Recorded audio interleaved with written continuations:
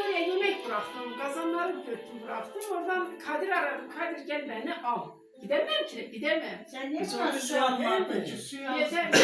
Başka şarap yok mu? Bu kaynasın. Dene mi koy? Aynen su bu kaynasın. Ben de şey yaptım. Kadir geldi götür, yazdırdı, ilaçlarımı aldım. Ondan sonra satana pilav aldım. Orada bir ürün getirdim, pirinç koyacağım. Satana dedi ben öyle. Oradan da bidonları aldım, getirdim, ben eve koydum. Pirinç çıktım, alıp köyden mal getirdim. Koymak ki. Gezmeyelim, dışarı gitmeyelim, pazara mazara Sen de dikkat etmeyin hazır. Yok, pazara mazara binde bir gidelim. Bir Yani siz bana poşet yedi. Geçiniz baktım poşet demir. Akşama kadar pazardadır. Kim yazdı? O da koş, o da sene çek. O da sene çek, o da. Bir gün yaz ki bir gün pazara da gitme. Ne olur ki? Gidelim o haftaki Ana iyi yapıyor taze taze. Ya o senin yeşilliği Pazarda her sever. şey var. O yeşilliği çok sever. Ben de 2-3 cuma akşamı geldim gittim. O yeşil soğanlı da marullu da onları yer. Ben hiç almam ben.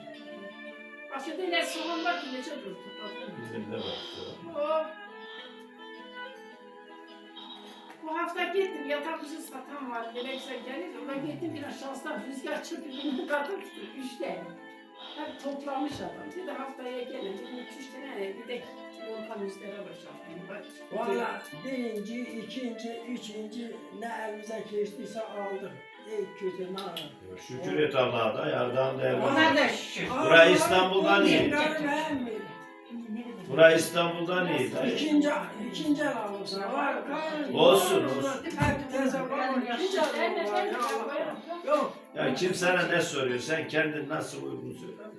Bunu bulmayanlar da var. Şükür. Evet.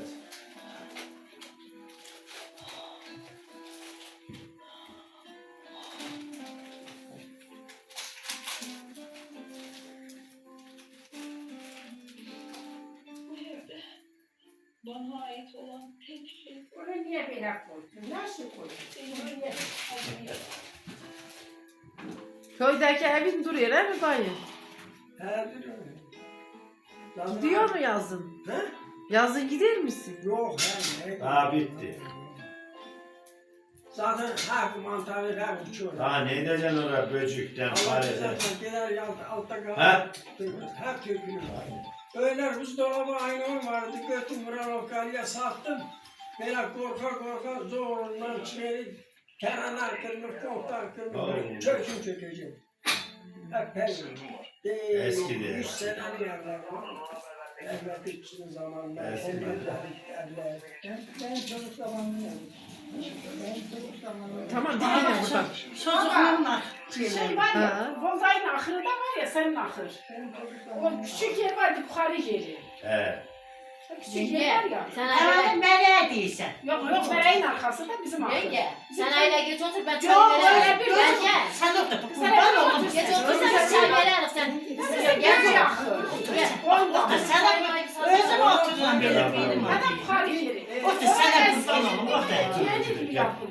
Ben diyorum, Ya sandalye özüm getirdim. Balkında değilim bir yerden soğuk gelmiş. Sen otur ben çay Balkona siz mi veririm. baktınız?